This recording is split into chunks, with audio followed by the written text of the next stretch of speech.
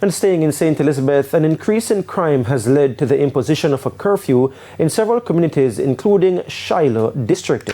The curfew started at 6 p.m. Friday and will continue until 6 p.m. Sunday. Desreen is a resident and a business operator in Windsor, Siloh. Well, I feel good about it because the place needs to clean up. Man killing people, shooting people, that's not loyal in Windsor. That can never happen. So I feel more safer with the police here and the soldiers with the curfew. Still in St. Elizabeth, the police have released